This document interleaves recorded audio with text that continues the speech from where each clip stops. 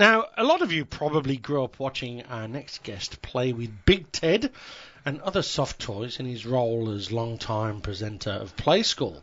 Some of the older members of our audience probably even twisted and frugged along to his pop hits on a Saturday night at the local danceteria. Now, Are you making up words here? I am, yes. That's nothing wrong with that. What was the Frugged. Frugged and a danceteria. You must have done some frugging in your time. Is that like crumping and twerking? I imagine so, but for older people.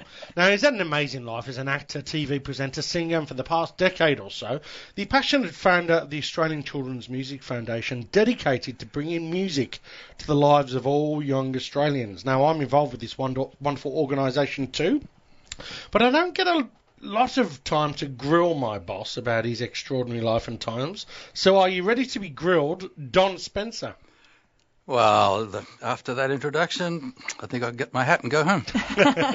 Now, look, you were born in Tamworth. You like your sport. Was there much music in the early life of the young Don Spencer? No, that was before the Country Music Festival phenomenon. So that was all sport, just sport. And obviously we went to school now and again. So you weren't into rock and roll or show tunes or anything? I loved listening to music, but to be honest, I listened probably to more classical than pop music. Not that I'm in any way could have trained in any of that, but I just loved, I guess people would say the simpler classics, although I love them, Tchaikovsky and the like, I used to love the melodic side of it. And I found that particularly if I wasn't feeling particularly happy, I would resort to listening to music. It was the solace. So no musical instrument lessons as a kid or anything like that? No?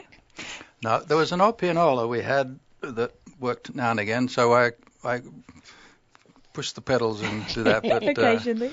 Yeah, well, my mother brought up 3 kids on her own, so it was pretty tough to I noticed like you're from Tamworth. Yes. I grew up in a town not far from Tamworth, but I've read that you then headed from Tamworth to Africa. From someone coming from a small country town, was that a bit of a culture shock? Yeah, well, it was, particularly, I guess, in those days. I mean, you've got to remember that there was nothing like mobile phones. No. We didn't even have a telephone at home. So once you left... You left. You left. Like, I didn't speak to my mother for about 4 years till I came back. But I didn't actually set off for Africa. I hope this isn't boring. But all I wanted to do was get out of Tamworth. And somebody said, why did you leave Tamworth? I said, somebody had to. And I did 3 jobs to save up the money to get on a ship that had a 12-berth cabin and actually got off in Greece. That was the first get off. And I won't say it was a bad trip, but the guy in the bunk above me died halfway there, so it was quite interesting.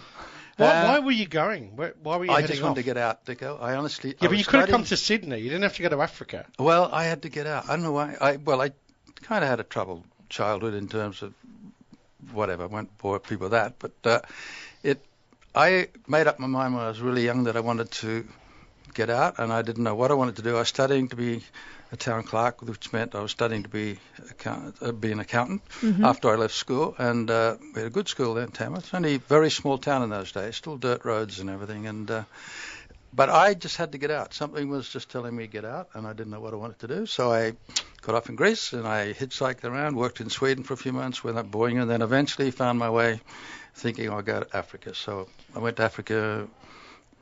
What was the allure of Africa? Well, I'd met some people from Rhodesia and Kenya and South Africa in the travels, and my brother got engaged to a South African girl, so I said I'll come down for the wedding. So it took me 3 years to get there, so it wasn't a good move. I ran out of money in Nairobi, so I had to spend a year there and stuff like that. But sometimes, look, we all believe in kismet and the sort of chance, wonderful meetings that change your life. I think that happens to all of us. Mm-hmm. You met Roger Whittaker in Africa, and he changed your life, didn't he? He did, actually. It's quite funny. I'm sure a lot of your listeners will remember Roger. Fame comes and goes pretty quickly, but he was the most wonderful singer, but when I met him, we were both the same age and had the same birthday, coincidentally. And we were playing rugby in Nairobi, and one night he just said, why don't you come down to the local coffee bar? I'm singing there. And he had a 12-string guitar, and he sang a few covers like Buddy Holly things, and then he sang a few songs that he wrote, and I went, whoa, wow. I'd been writing silly doggerel home. I never wrote letters. I'd write everything in rhyme. So that was pathetic stuff, but it was my way of just keeping going. But I used to write a few things, and so I said, can I write a song? And he said, yeah, go for it. So I wrote some words. I think the first song I wrote was called Long, Long, Lonely Road. I think I'd been stuck on a road hitchhiking, trying to get down for about 3 days at one stage. So just called Long, Long, Lonely Road. He put it to music.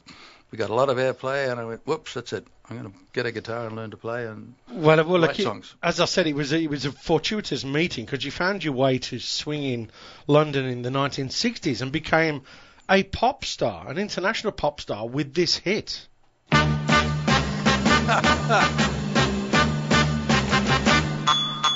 I wish I was a spaceman, the fastest guy alive. I'd fly you around the universe in Fireball XL5. Big figures we go out in space together, conquerors of the sky. My heart would be a fireball. Fireball. Excuse my backing. Fireball, 'cause you would be my Venus. And believe it or not, not, when I was a little kid, I used to watch Fireball XL5 religiously. It was a science fiction program, and I didn't know Don. I would meet him all these years later. Sung that song. It was amazing. It was such a big hit. Don, your eyes just lit up then when that came on. Do you still get such a kick when you hear your own stuff? I mean, it's no, great. not so much when I hear my own stuff. I very, very rarely play my own stuff. But I got quite a shock that you played it. And, of course, it takes me back to a beautiful time. I got very lucky in England. I mean, I really had absolutely no training, no idea what I was doing.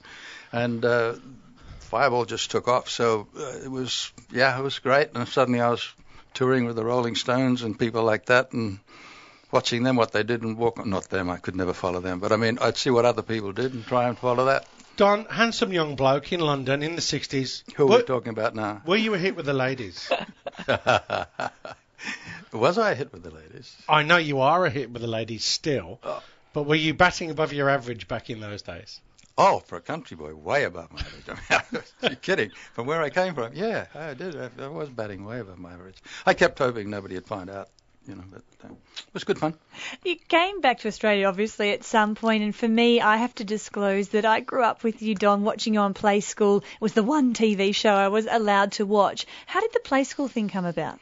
Well, that was kind of a fluke because when I was writing songs, I was often writing songs for kids as well, but with no particular outlet. So I was just writing songs, pop songs, and trying to get another hit record in England, for instance. But I came out to Australia to visit my mother and introduce her to my son, my daughter hadn't been born then. And the guy, I was doing a TV show, a drama thing, and I was riding a horse, and I had to, jump the thing, and then I jumped off, and the guy was chatting. And the guy who was the executive producer of Play School, a wonderful man, Alan Kendall, who unfortunately just passed away a few weeks ago, wonderful guy, he got in touch with me somehow and said, would you like to do Play School? And I just went in to meet him, and I said, yeah, sure. And then, of course, I did it for about 28 years. But I found out later I was the only guy ever in Australia who did Play School who hadn't do an audition. If I had to do an audition, I would have failed miserably. Because auditions are terrible. But once you got the gig, it's a lot easier. Let's remind ourselves of those wonderful years. Hickory dickory dock, the mouse ran up the clock. The clock struck 1, the mouse ran down. Hickory dickory dock. That could still be a hit, couldn't it? Yeah. I mean, what's wrong with that? If you put a bit of duff behind it. A bit of a rhythm, and we could do it. And some backup dancers in Not Much, I reckon I can see it on the chart. That'd be excellent. Yeah, twerking. Just add twerking. Put me way in the background and the girls in the front would be good. The kids would love it. Now, Don, you took over as play school presenter and did that job for a long, long, long time. You had kids. Was it interesting for your kids to see you on TV in that role? Did it kind of twist your relationship, like with your kids seeing Daddy playing with all these teddies? Funnily enough, no, they didn't. They took it so for granted.